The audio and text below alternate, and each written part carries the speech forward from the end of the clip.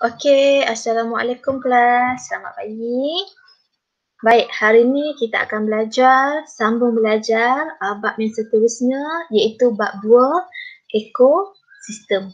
Okey, baik. Okey. Subtopik yang pertama, 2.1 aliran tenaga dalam ekosistem. Jadi kita akan tengoklah bagaimana tenaga dialirkan dalam sesuatu ekosistem. Okey. Sebelum itu ada beberapa istilah ataupun ada beberapa perkara asas yang kita perlu tahu di mana dia terlibat dalam sesuatu ekosistem. Okey, yang pertama tumbuhan hijau. Okey. Tumbuhan hijau ni fungsinya adalah untuk menukarkan tenaga cahaya dari matahari kepada tenaga kimia melalui proses fotosintesis. Okey, apa saja tumbuhan hijau? Okey, dia akan menjalankan proses fotosintesis iaitu proses menghasilkan makanan. Okey, makanan itu dalam bentuk glukosa.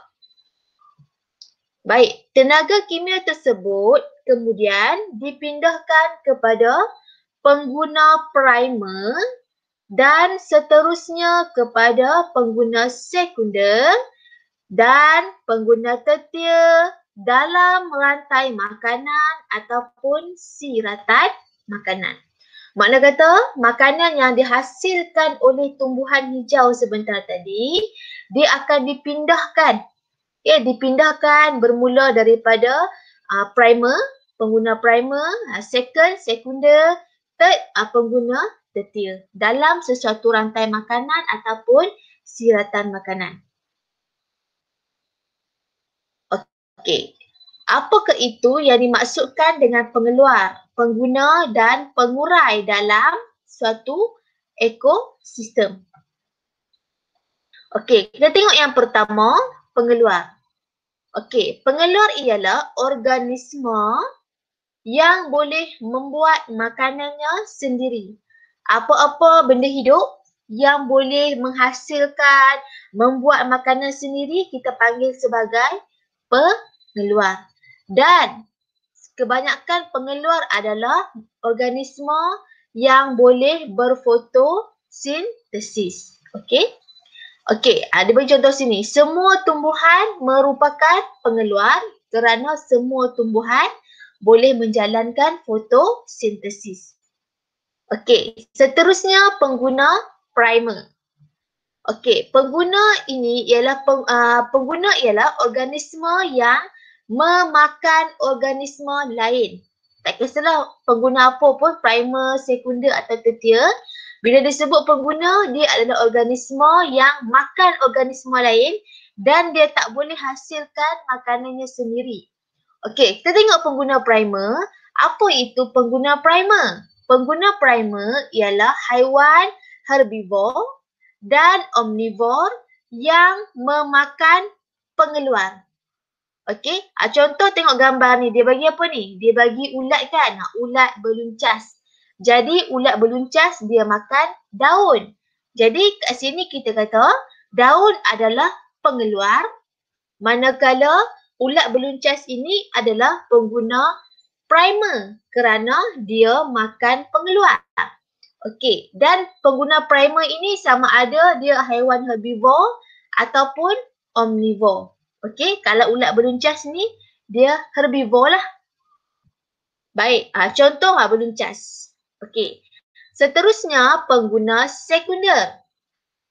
Okey, pengguna sekunder ialah haiwan omnivor dan karnivor yang makan pengguna primer. Okey, baik. Contoh, dia bagi burung apa ni? Burung berkecek ekor biru, Tarsiger rufilatus. Itu ialah contoh-contoh haiwan omnivor kerana makan beluncas dan buah-buahan.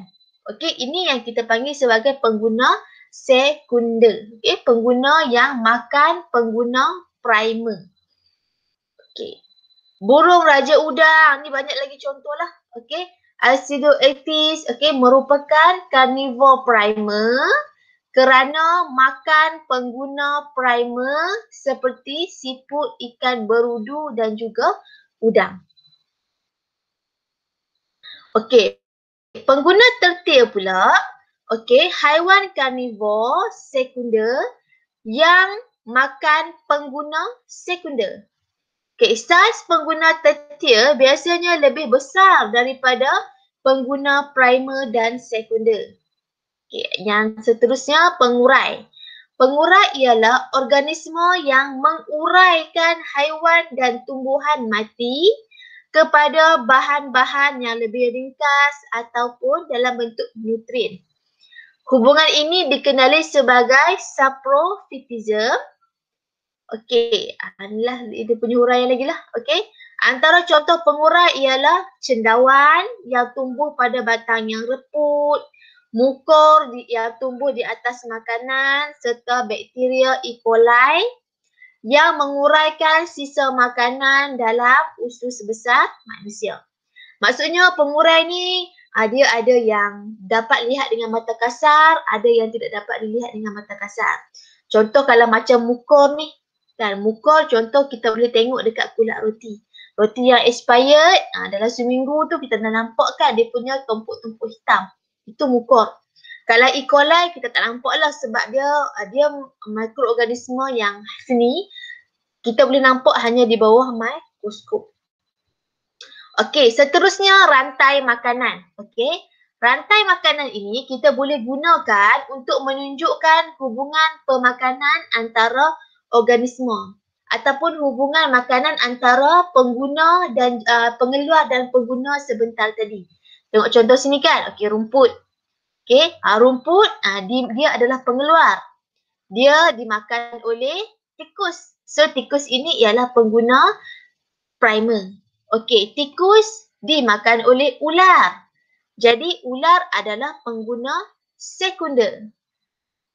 Okey, ular seterusnya dimakan oleh helang. Helang adalah pengguna tertil dan apabila helang mati, bangkai helang akan diuraikan oleh organisma ataupun mikrob yang akan menguraikan si bangkai tersebut menjadi unit yang lebih kecil, menjadi nutrien yang boleh digunakan oleh tanah. Okey, dan nutrien yang ada dalam tanah tu akan digunakan pula semula oleh pengeluar tadi untuk pertumbuhan dia lah. So, it's a cycle, rantai makanan. Okey?